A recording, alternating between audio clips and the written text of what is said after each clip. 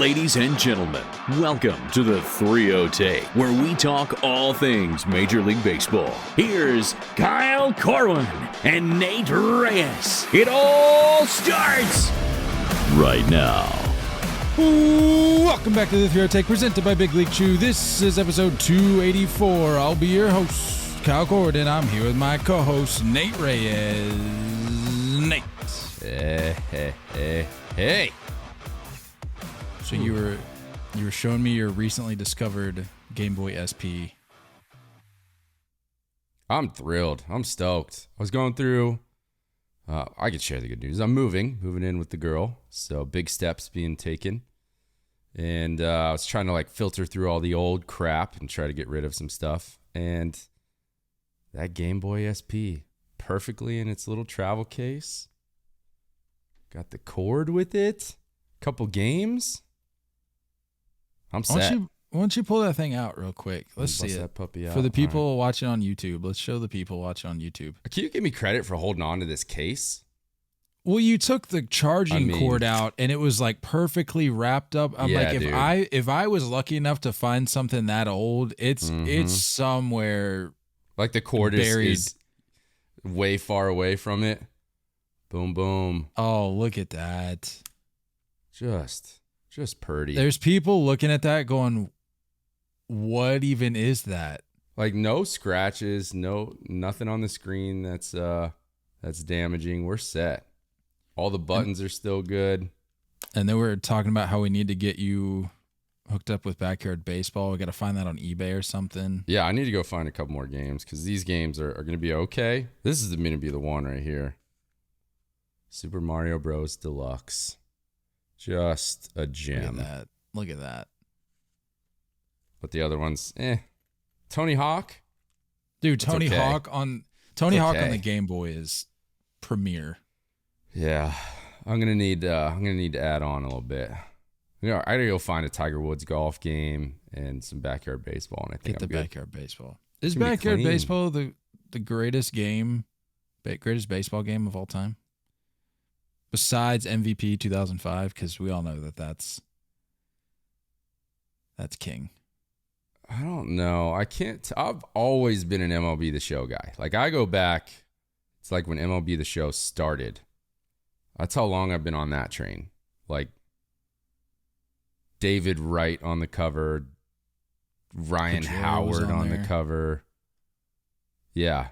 I think I've only missed a couple years. Joe Mauer was on the cover. I've been on that hype train for a minute, but Backyard Baseball is there's no glitches.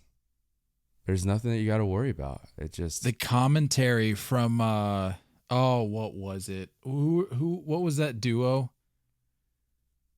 I need to look this up. Commentary duo. Of course you remember it. I'm not gonna be able to. The guy with the sunglasses who had I think he had the New York Sunny Day. You remember Sunny Day? Yeah. Who was the other one? Oh, this is a girl, wasn't it? No, Sunny Day was the girl. I thought. Really? Oh, this is gonna kill me. What was that guy's name? Somebody is just screaming right now. I don't know. I don't think too many people are going to just rattle this name off. You can name all the players. I can't name anybody outside of Pablo. Maybe Wheeler. Oh, actually, I can name the players. Keisha? Was it Keisha? She was a monster. Keisha hit tanks, dude. Yeah. No, but I'm trying to figure out the commentator. Vinny the Gooch. What kind of name was that? Backyard Baseball. I don't know. Vinny the Gooch. Wow. Hey. I'm going to have to snag that. I'm going to have to find it somewhere. Yeah, you're going to have to grab that, dude. That's a gold mine of entertainment right there. Just going to be in bed playing that. Premier Entertainment. Yeah. Premier Entertainment. Speaking of Premier, Nate, there's been a lot of talk about who the MVP is going to be in both leagues, actually. It's not just one, because you've been hearing a lot of talk about Aaron Judge, rightfully so. But across the way, been a lot of talk about Manny Machado. So I figured we could do a little check-in here now that we're approaching the end of May. We're getting into we're not getting quite into the dog days of summer, but we're approaching summer baseball. Yeah. So I figured not a bad time. We checked in on the standings relatively recently, talked about some surprises there, but I figured we could talk personnel today. So as it stands right now, well, first let me ask you, do you want to start National League? You want to start American League? Yeah, let's give Manny a little love. It stands, first off, lay it on me. Manny working his way off of the bum list for us, it's pretty wild. Yeah, because the OGs know how much we really strongly disliked Manny Machado back in the day. I'm not a Manny fan at this point, but I agree. I don't really have much distaste for the guy. I mean, yeah, like we've said, he's just kind of out there, and that's kind of the descriptor for his play right now is he's just quietly doing this. Nobody's really talking about it. People, let me just say this. People are saying, well, they're not giving him the MVP love right now because of his persona and his history. Well, yeah. He's out here ending people's careers back in the day. So forgive people if they're a little biased against Manny Machado. That doesn't take away from what he's done this year, in my opinion, because like I said, he's kind of held his own and kind of stayed to his own this year thus far. But, well, really his whole San Diego tenure. But in terms of the numbers he has put up entering what's today? Thursday. He's hitting .361 with 8 home runs, 27 ribbies, an OBP of 437, slug of 590, OPS of 1.027, and an OPS plus of 202. I'm not done. 2 players. I'm not done. He's tied for the Major League lead in hits, and he leads the National League in average, OBP, OPS, and OPS plus. He also leads Major League Baseball in WAR for position players and offensive WAR. I mean, yeah, if you put together already a 3.3 WAR through a quarter of the season, on pace to have a 12 WAR season, 13 WAR season, like that's different. That's different. I was looking at the advanced stuff a little bit, and I noticed that his walk rate, this is the highest walk rate he's had in his career. It's at 11.6. Yeah, I was looking at his numbers too. There's really not a facet of the game, at least glaringly so, that he's struggling with. Like, he's getting on base, obviously, with the on base. He's seeing pitches, he's walking. He's just kind of doing his thing right now. And the big thing with Padres fans is that they're doing what they're doing. They're holding pace in the West. All of this is being done without Fernando Tatis, which tip of the cap to them, because I think a lot of people were writing them off after last year's flop of a season. Yeah, I agree. I mean, he's holding the weight for sure. And guys like Hosmer and stuff like that are playing their roles and helping a lot. Yu Darvish is starting to pitch really well, but I mean, when you look at,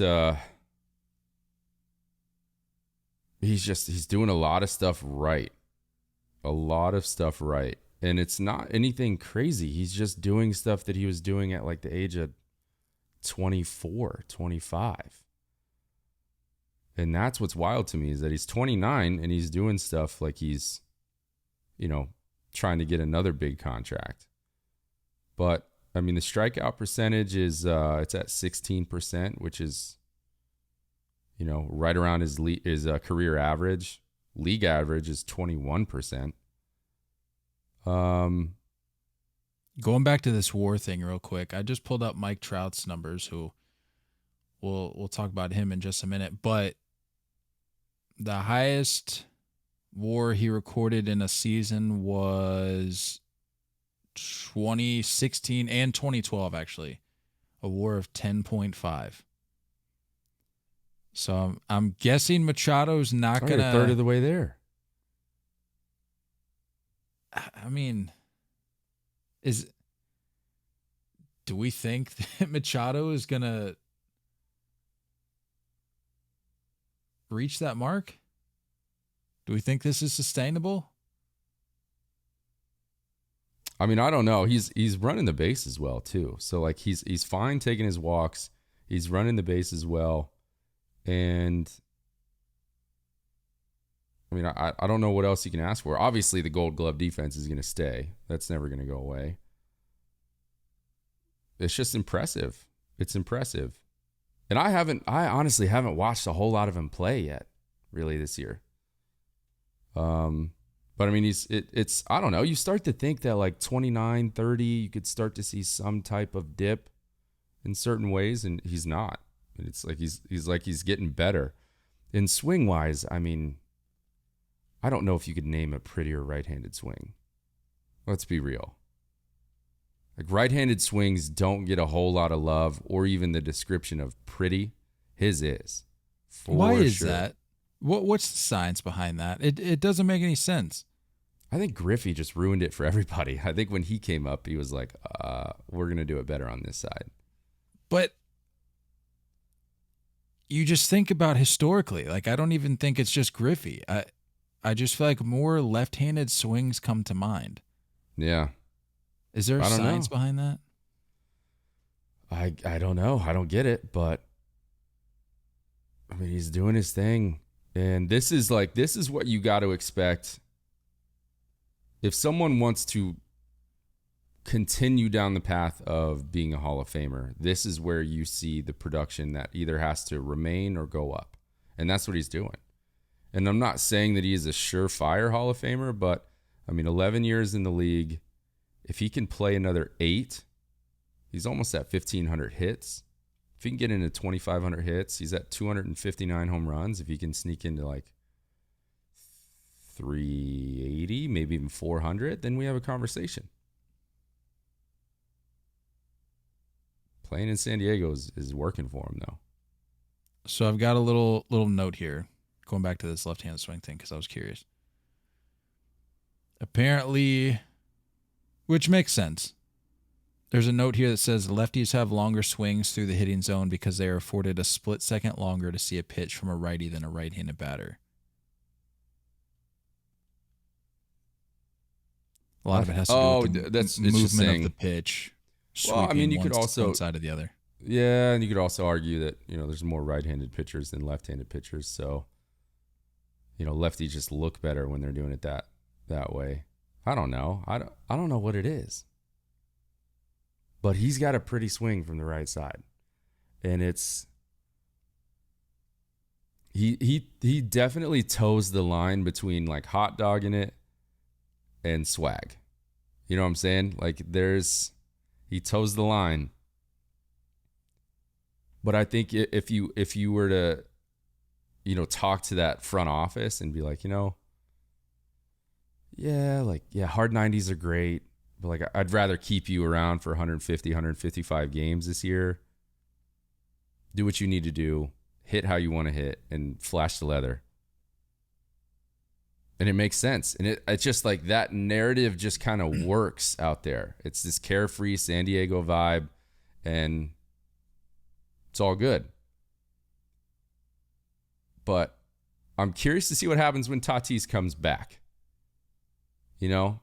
If anything affects Manny Machado, if the attention starts to change a little bit, right? Because once Tatis comes back, all eyes are over there now.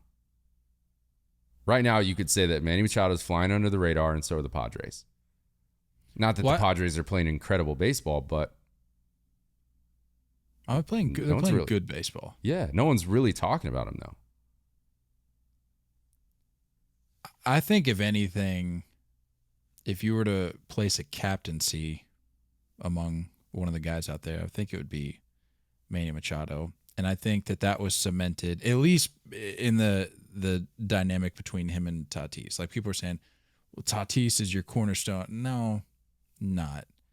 That's your franchise player.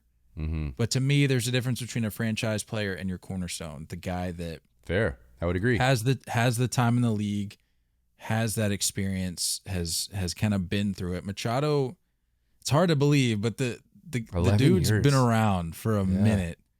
Yeah. And so I think even just going back to that instance between him and Tatis in the dugout when that clip went viral of them going at it in the dugout, I think that, and we talked about it, that right there to me speaks volumes. And I think even when Tatis comes back, if I'm optimistic, I'm thinking that it doesn't affect, hopefully for the sake of baseball and Machado's success, hopefully that doesn't affect him. And I don't think it will, because it's not, to me, that's not an insecurity thing, because I think Machado probably knows that he's over that team right now. That's definitely fair. Definitely fair. I could see that. And I do think the transition at third base has helped him tremendously. You know, that conversation kind of happened halfway through his career of like, he's a really good shortstop. Why are we doing this? And it's helped him stay healthy. And now he just hits. And he's still making ridiculous plays over at third. And in my mind, like when I think of the best defensive third baseman in the game, the top three are Nolan, Matt Chapman, and Manny Machado. That's wild. You and I both kind of transitioned on a very low, much lower level, but we've transitioned from shortstop to third base, and I think it makes it kind of reminds me of my speak for yourself. my own playing days, transition into third. But it does. I mean, like once you feel confident at short, I feel like you can do anything in the infield. Sliding over to third base felt like a cakewalk, and I'm sure that feels the same for him. So it's kept him healthy, and he's deserving of every dollar for that paycheck so far, for that contract. So I'm impressed. MVP. Is there anyone else in the conversation right now? I was going to ask, are you impressed with any of the other candidates at this point in comparison? Because I don't think that there's anybody really close. Like I don't even think there's really there's probably more of an argument to be made in the American League than the National League. And people are saying, why isn't Manny Machado getting MVP? He should be, I won't say the only one, but he should be at the top by far as it stands right now. Like the guy's just tearing it up. I mean, he's putting NL-wise, he's putting up video game numbers right now. Yeah. NL-wise, I don't see, I mean, Bryce dealing with this elbow thing. Austin Riley's kind of scuffled a little bit. Matt Olson started off hot with the Braves. He's kind of was your pick, by the way, Austin Riley, if I recall. Yeah. I mean, the Braves are turning it around. They're starting to swing it. But, yeah, it's just you're trying to think of those big names, and you're like, even it makes sense. You know, Juan Soto is the only hitter to fear in the Nationals lineup. So it's like, you know, how much production is he really going to have? How much? He's not going to get pitched to a lot. So I don't know. You just look around the league and it's you look at the other teams, and it's not like anybody on the Dodgers is really standing out. It's just they're all playing pretty good, which is scary, by the way. The Dodgers aren't even close to being at full force. I mean, a guy I've got here on the list, a couple articles and rankings that I looked over had a consensus that Mookie Betts was the Dodger to be pulled from that lineup and placed into this conversation. I don't really know. Like, I know people are saying Freddie's tearing it up compared to Matty O. But I don't know. Let me look at Freddie's numbers, because I got Mookie's numbers here. Mookie's hitting 290 with 12 bombs, which is tied for the National League lead. 30 ribbies. He's getting on base at a clip of 383, slugging 574, OPS of 957, OPS of 166, OPS plus of 166. Yeah, Freddie's not doing bad. 297, 389, OPS of 849, Yeah, OPS plus a 139. the pop's not there yet. Pop is not there. Only 3 jacks this year. Does have 16 doubles in 43 games. He's That's playing not bad. He's playing noticeably better than Matteo right now. So yeah, I'd put Mookie in the conversation. Paul Goldschmidt's another guy. Mm-hmm. He's probably, I would say, next in line. I mean, I think that's a pretty safe bet. He's hitting 344, 7 bombs. Again, this is entering Thursday. 7 bombs, 33 ribbies, on base at a clip of 411, slugging 575, OPS 986, and OPS plus a 186. So, I mean, you want to talk about putting up numbers quietly. Nobody is talking about. I mean, other than he had a walk-off grand slam the other night against the Blue Jays. Yeah. I just don't feel like you hear Goldschmidt's name whatsoever. Arenado's, I think, right there with him, too. OPS plus 159, OPS of 895, 9 jacks, 13 doubles. I mean, he's playing good ball. It's this. I think when you look at certain teams and you look at their success rate, and it's like, who do we associate the credit to? Cardinals are just playing good ball. And it's not that the Padres aren't, but I feel like their pitching is getting all the love, and then Manny. That's it. I don't know if anyone else is really standing out offensively. Hosmer is definitely a tick above what he's typically doing. Actually, let's pump the brakes here. This was an omission on my end, complete, and I should have included this because this was my pick for MVP. To be honest with you, it's been a minute since I checked in on how Harper's doing. I know he's been playing well. Mm-hmm. But as of right now, he's hitting 318, which is a few notches down from where Goldschmidt's hitting. He's got 10 bombs, 31 ribbies, 365 OBP, slugging 636, OPS of 1.001, OPS plus of 184. Yeah, So, I'd probably put him above anybody in St. Louis right now. Yeah. What about Pete Alonso? Him and Goldschmidt could flip-flop back and forth over the next few weeks for sure. Because, I mean, I won't say they're neck and neck, but their numbers are pretty comparable. Alonso ain't going too slow out either. I mean, 11 jacks, 41 RBIs already, OPS plus a 142. I think he's right in that conversation with that next tier down, like where Nolan and Goldie are.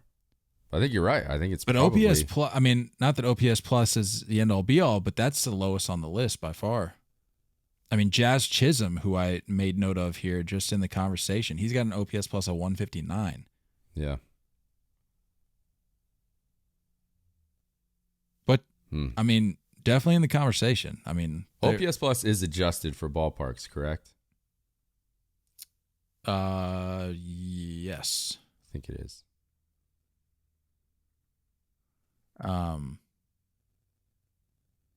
Yeah, it accounts for external factors like ballparks.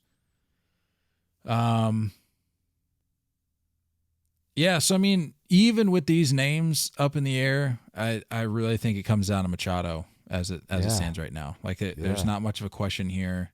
I will say I feel good about my repeat MVP pick of Bryce Harper. And this is kind of where he was last year. I mean, he started off a little slow, and then the second half just took off. And the fact that he is working through his UCL issue right now, it doesn't really seem to be bothering him all that much. And from an MVP perspective, conversation perspective, I mean, if he just mashes, I don't think much attention is going to be given to anything he does otherwise or lack thereof, such as being in the field, because I think it's going to be I think what Girardi came out and said that it'd be till the All-Star break at minimum. Is that what I saw? I don't know. I didn't see that. Like I mean, it makes sense. It's going to be not some like, time. It's not like him going out to right field is gonna. I mean, he's not bad defensively. He's certainly not good. Yeah. So so yeah, I mean, I he's think already. this is something that should happen normally anyway. I think if you want to create some success with Phillies, I mean, you got to keep him on the field. You got to keep him healthy. And if this DH is in the NL is gonna change things, I think it's got to help him out the most. And you got to give him this time. And I think the NL is going to start to learn that you can rotate through that position. And then times like this where a guy's kind of tweaked, not fully healthy, let him ride it out for a couple weeks. You got Nicky Castellanos that happily will play right field. This does put Schwarber in left, which isn't the best setup. But this is the corner they backed themselves into. When you bring guys on like this and you kind of ignore defense, this is what's going to happen. Yeah, I mean, like I said, Harper's already won 2 MVPs, and people could honestly, they couldn't care less about his defense. So I don't think it'll play into the conversation this year. And if it does, then that just goes to show you that the bias against him is continuing to thrive because his defense is relatively lackluster, and he's already won 2 MVPs. So yeah, that shouldn't play a factor. But again, I think it just goes to show you that Machado is heads and shoulders above the rest of the pack right now. I mean, like I said, he's putting up video game numbers, and if he can sustain this, I don't know if anybody can catch up. Right. And I could maybe make the argument, maybe less of an argument, but hopping across the American League. Yeah. Who's your top pick as it stands right now, and maybe we can entertain the conversation for some others. Well, what's weird about this, I think there's like these other factors that are kind of affecting my thought process, just me personally. Obviously, the top 2 are going to be Judge and Trout right now. But when you look at like this give and take, like Judge has 17 home runs. Trout is right there with, where is he at? 12. I mean, he's got an OPS plus of 218. Judge is right there with 210. I mean, the strikeouts are definitely pretty similar. Judge has 47, Trout has 44. Trout's walking a little bit more, but I mean, it's kind of this give and take. So when we look at numbers that are so close, in my mind, I think of one of those players is sitting comfortably with a gigantic check, a very large, secure contract, and one is playing with a lot of spotlight.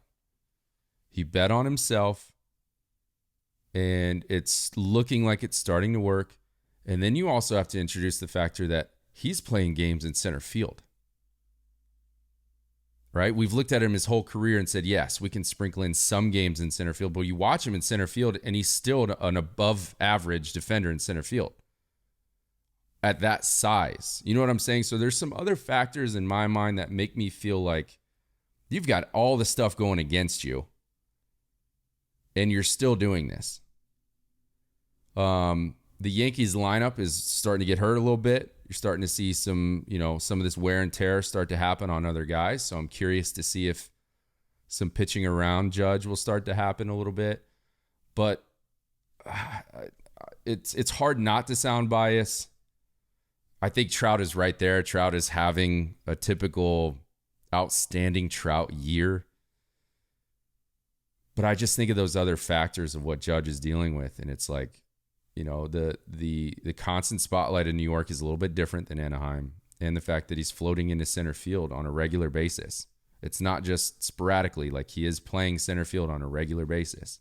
Hey, let's give credit where credit's due. Mike Trout is playing with the uncertainty of not knowing what's going to happen with his stadium. Okay, that's a lot of pressure. That's tough to carry on your back. Okay, apparently the Angels stadium situation is just all sorts of whack right now. I don't know what's going on. Yeah, who knows with that. But you look at, I mean, like, I'm looking at the advanced hitting metrics.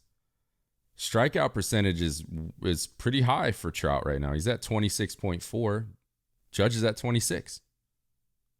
Walk percentage is at 14%, and Judge is sitting at 10%. League average is 8.5%, by the way. So I'm going to go ahead and assume that those numbers are going to start to change a little bit for those guys. I think we can assume that the strikeout percentage is probably going to stay the same for Judge, where I could see Trout starting to work that number down eventually. His average is 21% across his career. So I think that's going to play out. I would love to see, and I'm sure there's ways of quantifying this or analyzing this, but I would love to see if maybe, I don't know if you could chalk it up to maybe starting this year or last year, the year before. I don't know. But I'm wondering if there's a change in approach for Trout, if he's trying to be less of a gap-to-gap, utilize my speed hitter. Mm-hmm. I mean, he's had the power. Like, he's put up the numbers. Like, he's put up seasons of 45, exactly right. 39, 41. But I'm wondering if maybe he's trying to, as he gets older, I'm wondering if there's a shift in approach for him to where he's saying, I still got the power. I can put up huge numbers. Yeah. But I don't need to rely on my speed as much, partially because I can't as much as I get older. Right.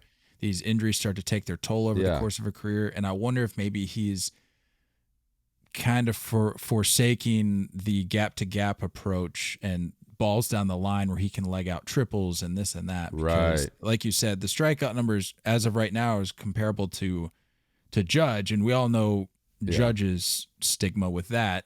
Yeah. So I just wonder if maybe by the end of this season we'll look back and see that shift played out.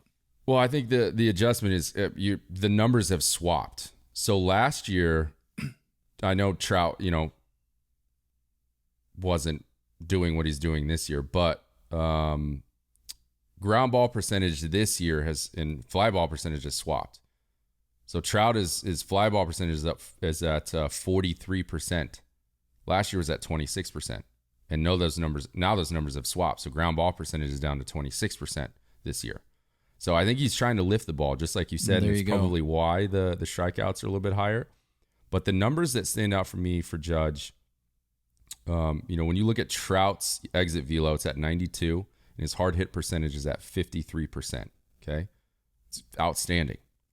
You look at Judge, he's at 96 exit velo and 65% hard hit percentage. So his outs, man. His outs are even loud right now. I think he's seeing the ball really well, and it's this.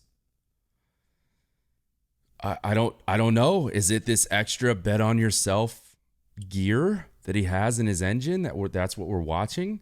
I feel like not many guys in baseball have that gear. Like, that's, I don't know. You're hard pressed to find that gear for guys. Yeah. And I know we talked about the strikeout percentage already, but his career average is 29%. So he is down in that number. He is down to 26%.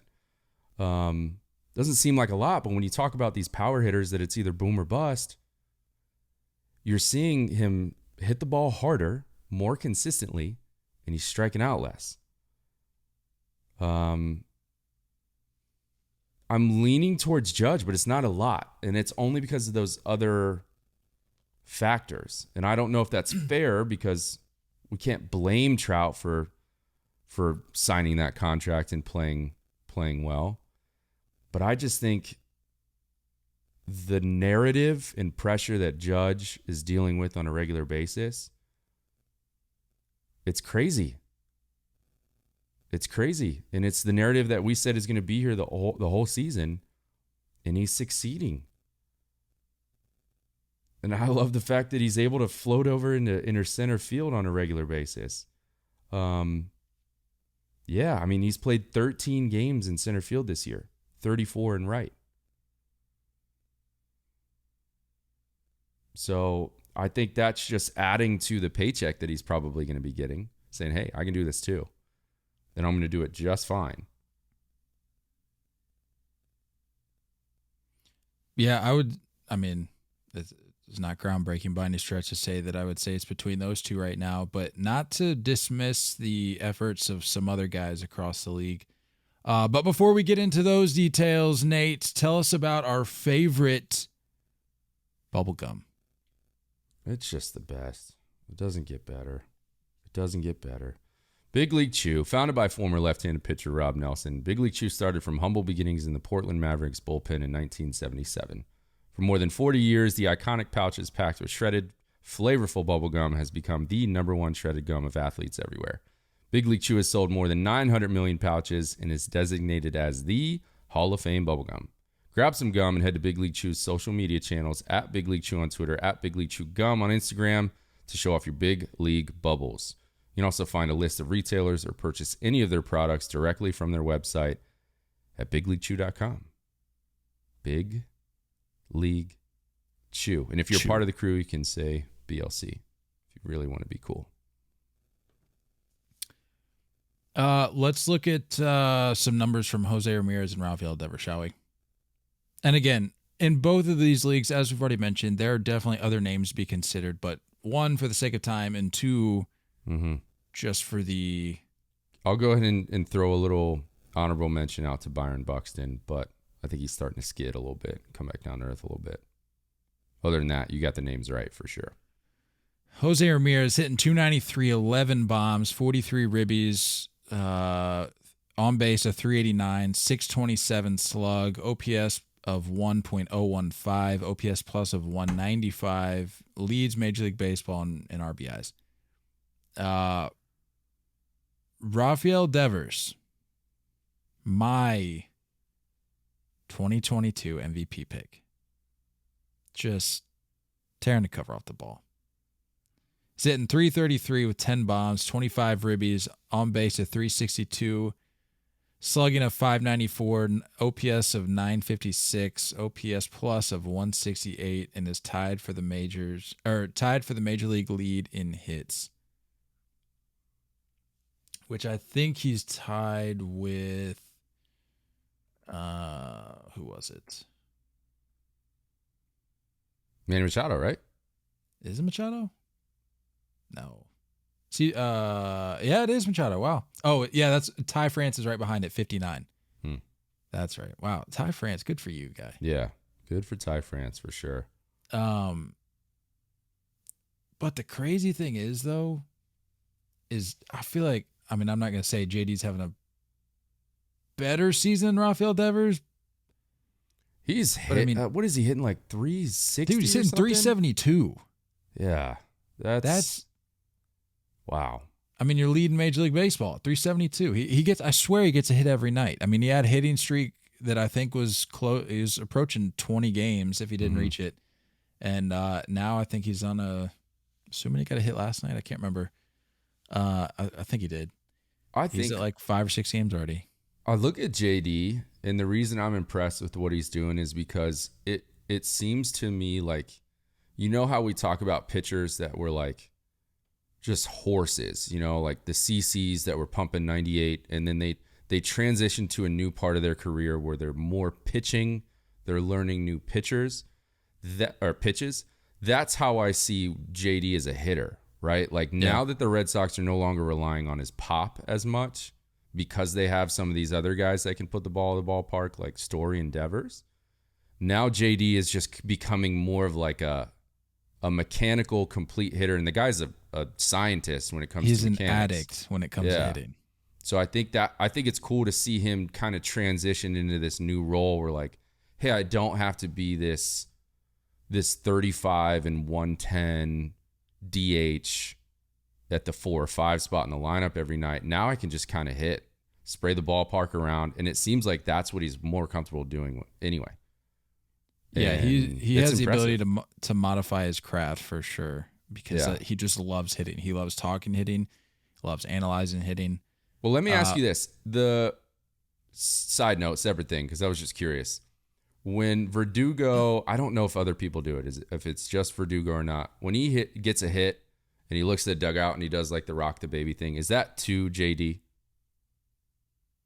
Well, that's in response to him having a kid recently, and that was like he started doing that after he had the kid, and it was kind of his like little. Oh, his see, little because celebration, whatever you know call it. how I'm a nerd when it comes to like hitting and stuff. I know JD talks about this rock the baby. I got to pull my front elbow forward, get my hands going.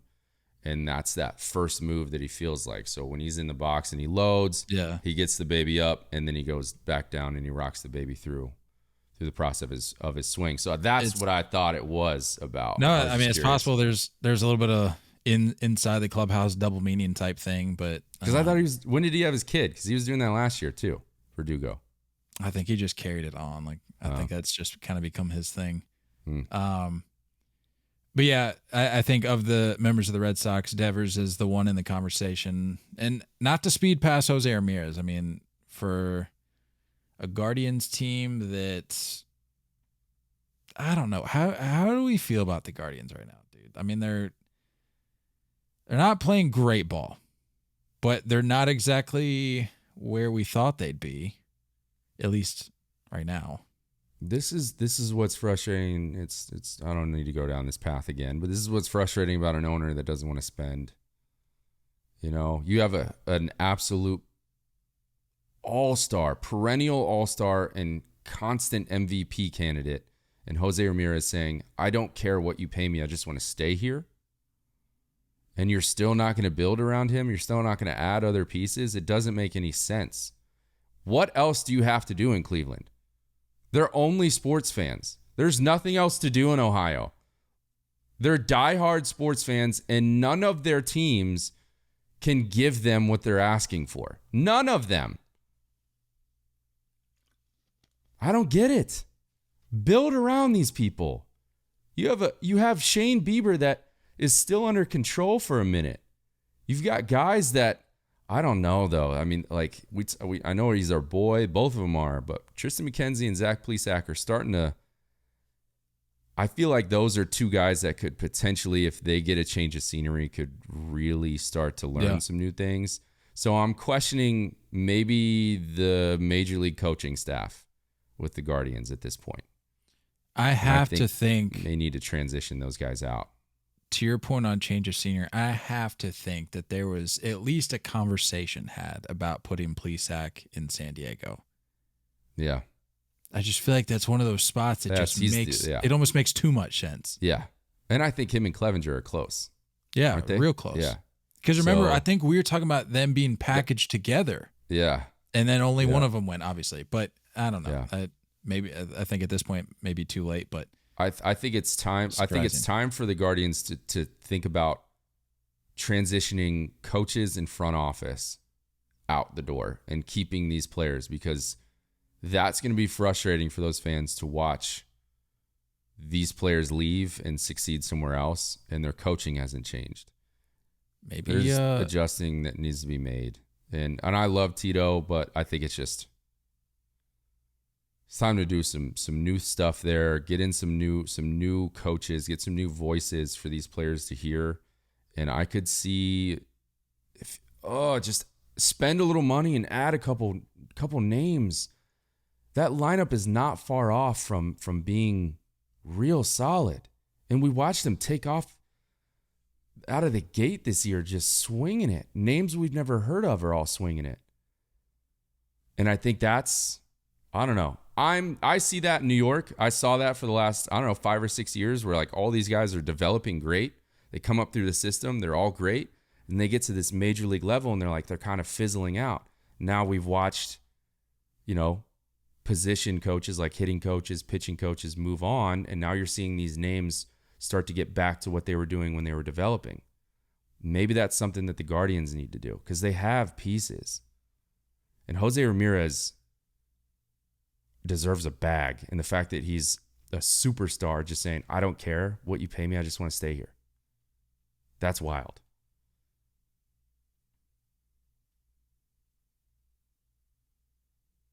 Ridiculous. Give him a little protection, and he will be top 5 MVP for the rest of his career. Well, he's definitely in the conversation right now. But again, kind of putting a bow on this AL talk, I think safe to say Judge and Trout hold the power there for the time being. Again, we talk about it all the time. Baseball, it's a long season, 162 games. Mm-hmm. I would like to think that Judge and Trout, of all people, could sustain what they're doing right now, because they've shown time and time again that they can be consistent, that they can. Yeah, we're not going to see somebody with an OPS over 200 when the season is over. No, but I mean, just like the continued, the continued power numbers, the on base. I think they're more than capable of continuing that throughout the course of the year. So, again, I think if both stay healthy, it very well could be these two, decided between these two come November. But so to close it up, you've got Machado and Judge as your MVPs at this very moment. Yeah. You? I think I'm going to have to go the same. And what's crazy, and I may have said this on our Hot Takes episode, the episode right before the season started. I may have said this, but if I didn't, then I'm just going to sound like a dweeb. I almost put both, it was one of those things where I slept on it the night before. Mm-hmm. Because I couldn't pull the trigger on those picks until like the day of. Like if you recall, I was struggling a little bit with my decision. You're shuffling making. names. Yeah. And so I had to sleep on it. I almost went with both of those guys. I'm not saying they're going to win the MVP, but as it stands right now, it's just interesting that I almost had Judge and Machado as my final picks. I just never thought about Machado. I think he just gets forgotten about sometimes. You forget that he is a superstar. And now where it's like, he's like, hello, remember me? I'm a stud. So it's cool. It's good to see. It's good for baseball. There was an episode, it was probably a couple weeks before the season started, where we were alluding to the Hot Takes episode. And I remember saying something along the lines of like, I was teasing it. Like, I've got, like you're going to be surprised. Manny is going to be the guy this year versus Tatis kind of thing. Well, no. In regards to Judge, I was teasing. I didn't say his name, but I was saying you might be surprised by one of my MVP picks. I think I said something along those lines, and I had Judge in mind, and then I slept on it the night before, and then I had to go with Devers. But people are going to say I'm making that up. Yeah. Why would I lie about this? What do I have to gain from this? I'm just saying. Yeah. Well, Aaron Judge is doing his job, and he is making Brian Cashman sweat every day. You know, I have to agree with you on that. Good for Judge. Like, anytime. Yeah, I agree. Like, we're always pro player. Anytime a guy like in a situation like that can make an owner sweat or make the front office sweat. Look, it's a great offer, but you lowballed him. And you're not understanding what this guy is capable of doing for the entire game. And when you think of the face of baseball, he's in that conversation of the top 3 or 5 players. But when that offer came out, though, weren't you? I thought it was good. I was a little shocked, just because of his age. But so you're of the belief that it was a good offer, but you were also you're of the belief that they lowballed him, but that he also still maybe should have taken the deal. Is that what you're saying? Yeah, kind of. Like, the Yankee fan in me wanted him to take the deal, because I know that left room for other things to happen. Yeah. But now I'm like, go get your bag. It's gonna break my heart if he leaves and succeeds somewhere else, because it's just, I'm not used to that. I've grown up with when a guy is a Yankee and he says he loves it and he's succeeding, it's like you're going to see him in that uniform for the rest of his career. That's what I've grown up seeing.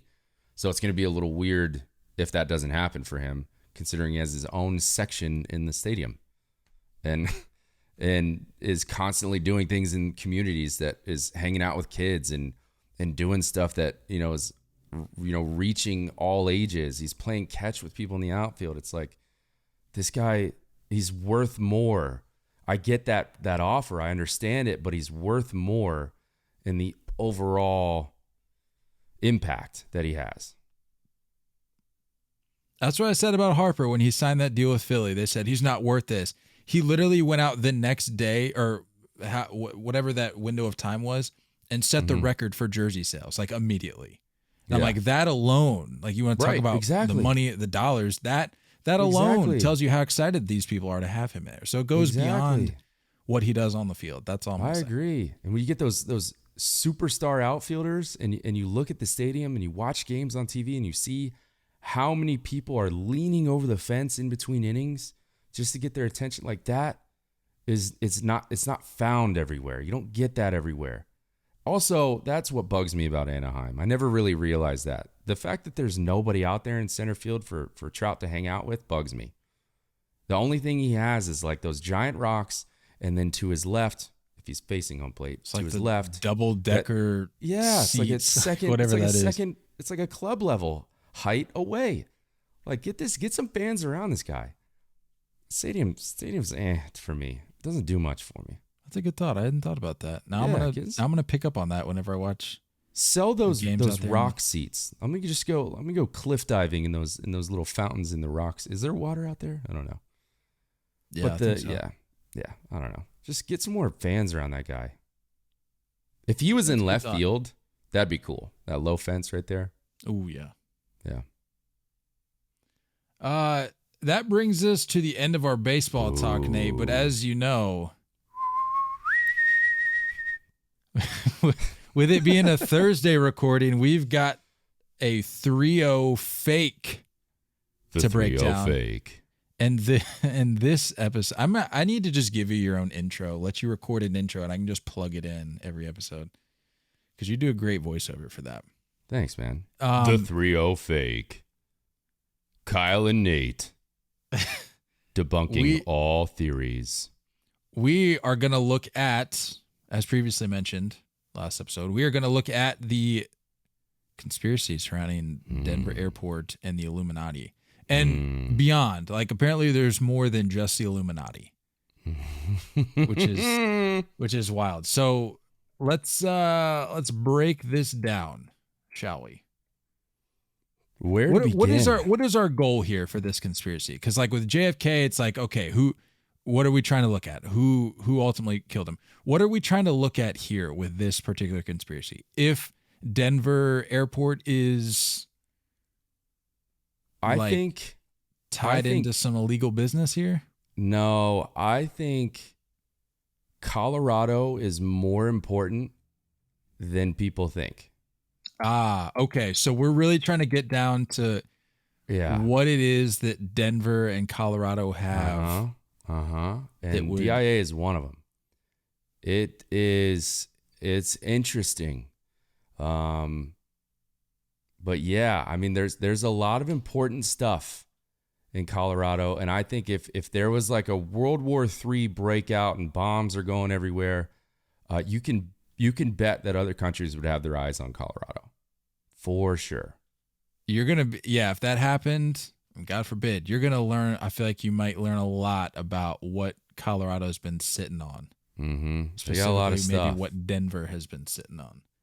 They got a lot of stuff. Well, what's weird is that the DIA airport is nowhere near downtown Denver. Nowhere near. It's like 40 minutes east. There's nothing else out there. And it has one of the biggest, I think, one of, if not the biggest square footage territory of all the airports in the country. But it's not one of the biggest airports. It's just the square footage of the entire land. Largest airports in the world by land area. Wow, they're the top in the United States. That's okay. That in and of itself is kind of weird. Like, why do you need all that land? Not that many people are flying to Denver. It's not like some big hub where you transfer there to go to Hawaii or Canada. You've got King Fahd International, which is in Saudi Arabia, which that's 299 square miles. That's absurd. That's absurd.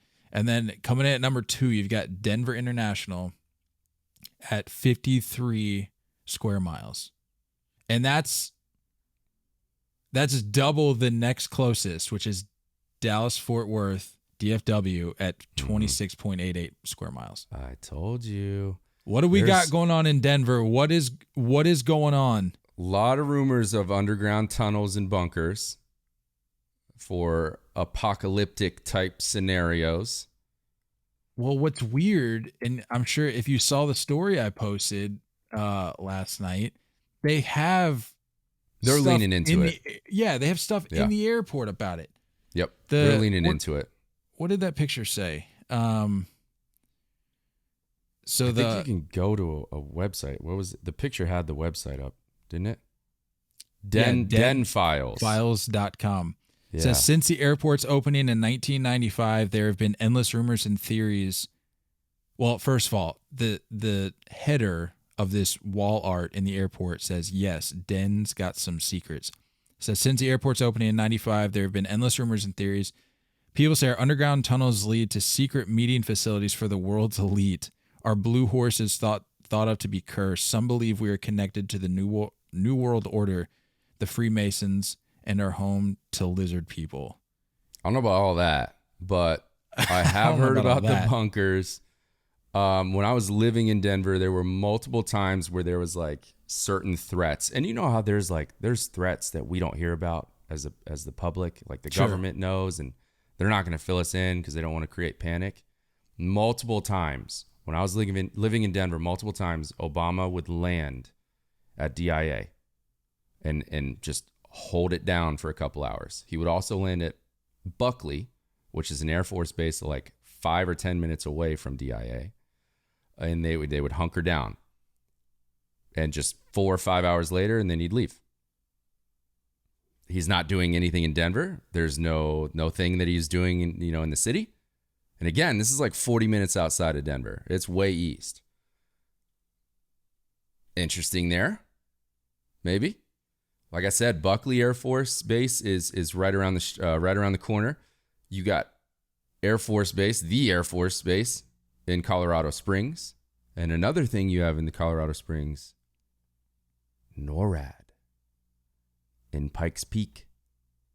True. NORAD is a bunkered down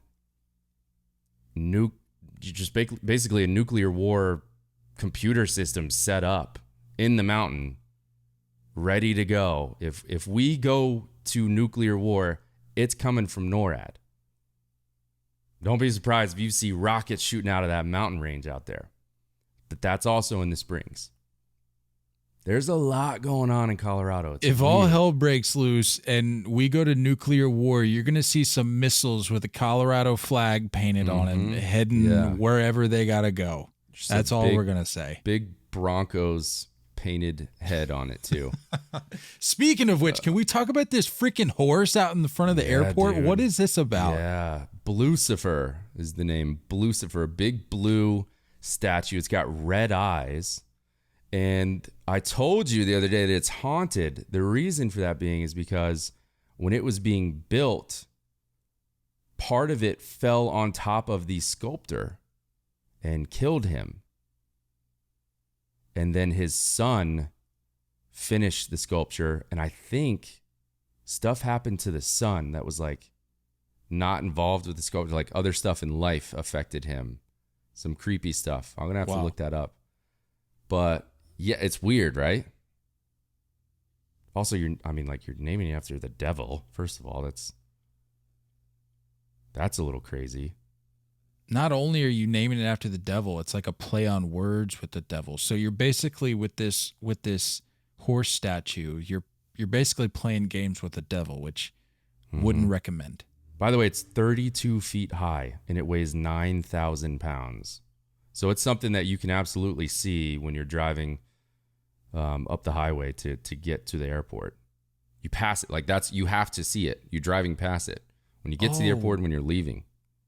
Wow, dude, you're right. It killed him. It said it like severed an artery in his leg. Yep. Oh no. Yep. Yeah, that's the other thing. It has like the red eyes, and it says that apparently the reason for that was to honor the quote wild spirit of the American West. Bro, I've seen pictures of it.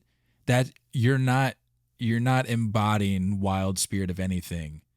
That's what it was. So when he was making it, when he was creating the statue, he had a heart attack and he needed to have surgery on his hands. And then that was like the delay of making it. Then he had to go back and make it, and then it fell and killed him. Jeez.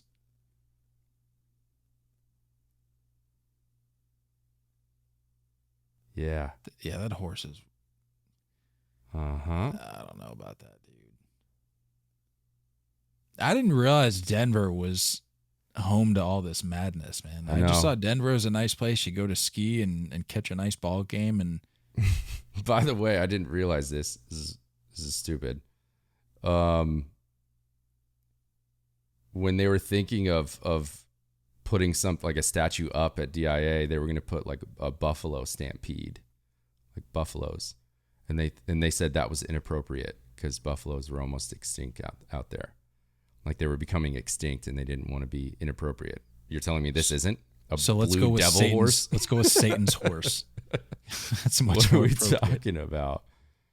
Yeah, there are known to be as many as 6 underground levels below the ground floor of DIA, and possibly more that are not even known about.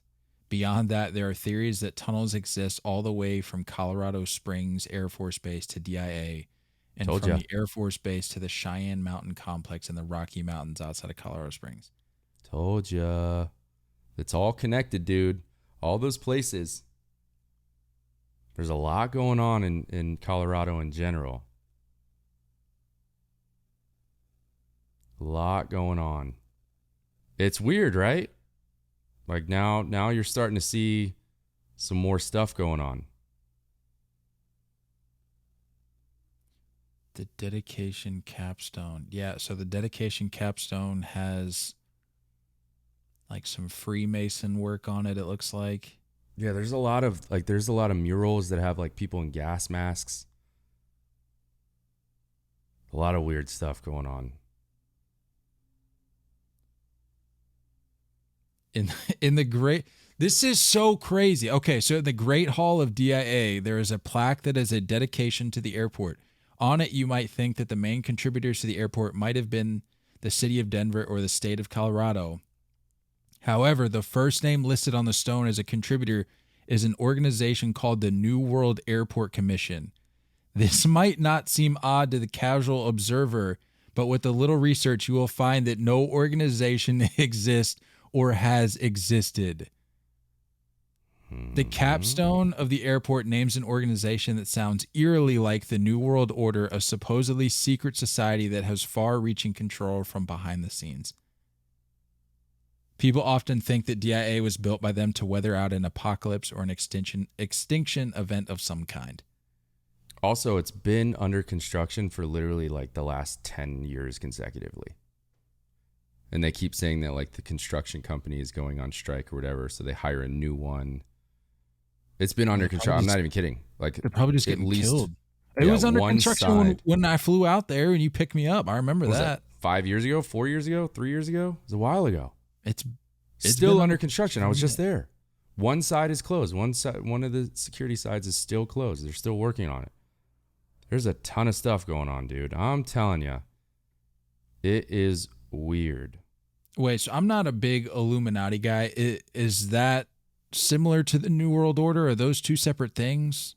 Because we haven't read anything about the Illuminati yet. So I gotta rewatch National Treasure. Is the Illuminati is the Illuminati the same as the New World Order? No, I think looks like they may be two different things. Maybe the same thing. I don't know. Somebody who's better up to speed with this stuff, let me know if the New World Order is the same as the Illuminati. Yeah, dude, why is the airport so big? Ooh, check this out. Are you a big movie guy? It depends. What's the context here? I'm a big movie guy. Like, I love movies. I didn't know this. So the coordinates of the location for DIA are the same coordinates that Steven Spielberg put in his movie Close Encounters of the Third Kind, which was about aliens coming here.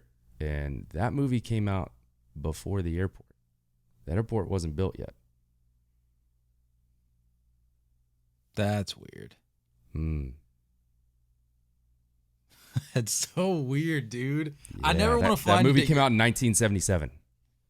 If that airport was not around in 77. Yeah, if I need to, if we're ever meeting up in Denver again for a Rockies game or something, you're gonna have to pick me up somewhere else because I don't want to ever go to this place again. It's yeah. That's so weird, dude. Yeah, and DIA is basically saying that all those underground tunnels are for workers. Okay. Come on. They were like, there's a bunch of carts zipping around down there, getting your luggage to places. Why would my luggage need to go underground? Stop. I've sat on a plane and watched those little carts drive around that have a little trailer full of luggage. Get out of here. All right, last thing I want to look at here before we wrap this up. This has been fun. I didn't realize all this. This is crazy. It is rumored that there are several underground baggage tunnels just waiting to house the world's elite when the world comes to an end. Lizard people, a.k.a. reptoids, and evidence of aliens are also thought to be down there. Apparently, they've been drawing on the walls. Silly aliens, stop with your graffiti. Okay, I don't know about the lizard people. That seems a little much. Yeah, the lizard people, you kind of lose me there a little bit. There is weird stuff though. You'll also see weird stuff. So the airport is set up to where you kind of like other airports, where you go through security, like through the main part of the airport, and then you get into like a train to go to the different terminals, right? So there's ABC Did I do terminals. That? I don't remember that. Did I? You have to. You have to. Security is in this main building, and then you take the train down to the other terminals. So A, B, and C terminals. But in the tunnels when you're going through the trains, there's like weird stuff on the walls. They put like weird stuff on the walls that is clearly just, it's not doing anything for the train. It's not adding anything to the train. There's just weird stuff going on. That's weird. Yeah, and for those curious, when I told you that Close Encounters of the Third Kind came out in 77, Airport was built in 95 when it opened up. Well, built in 93, opened up in 95. So almost a 20-year difference, just saying. Just saying. Bunch of random artwork around there, too.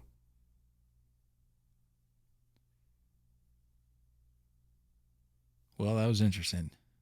Well, I think it's safe to say we definitely learned that Denver Airport is not just your run-of-the-mill airport. Yeah. Wow. Yeah. Yep. All right. Well, that wraps up that. What are we covering next Thursday? I'm looking at some more popular ones. Did the moon landing, did JFK, done the Denver airport, the flat earth movement, COVID-19 is population control. Oof. I don't know if I want to touch that one. I don't know if I want to touch that either. I don't know about the flat earth either. I feel like that's, come on, guys. What are we talking about? The birds aren't real conspiracy theory. Have you heard about that one? Birds aren't real? Yeah, birds aren't real. The conspiracy like theory. Spies or something? Yeah. Government spies? There's like that, and then chemtrail. It says here that there's a conspiracy that some people believe that a research facility in Alaska is a mind control lab. What are some How about we dive into like some famous people's deaths? Like Elvis or Tupac. How about that? Probably can't pull at that thread too much. Apparently, there's a lot of mattress firm stores in Illinois, all within a few miles of one another. That's anywhere. Literally, go to any place. There's gonna be like 100 mattress firm stores, like on the same corner. I don't buy that.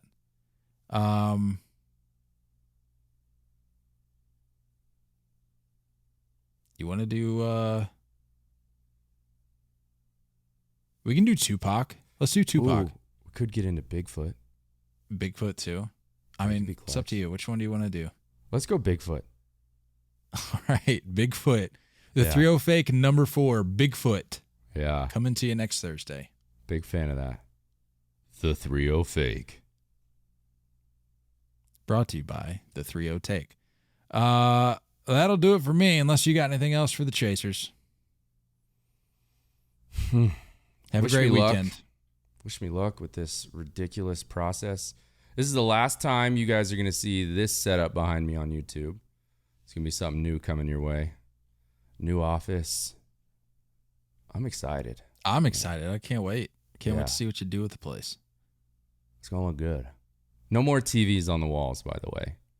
Finally, Paige is not a fan. I'll have Nate's undivided attention. No, there's going to be a TV in there for sure. But okay, then I won't have Nate's undivided attention. It'll just be one TV.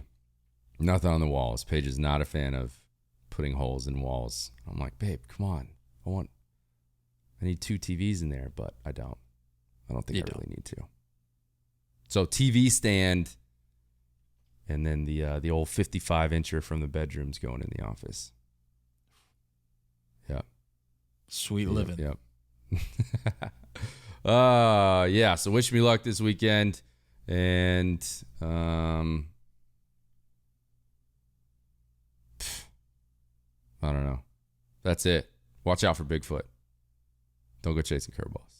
We love y'all, and as always, looking forward to talking more baseball with you guys soon. Until next time, stay filthy.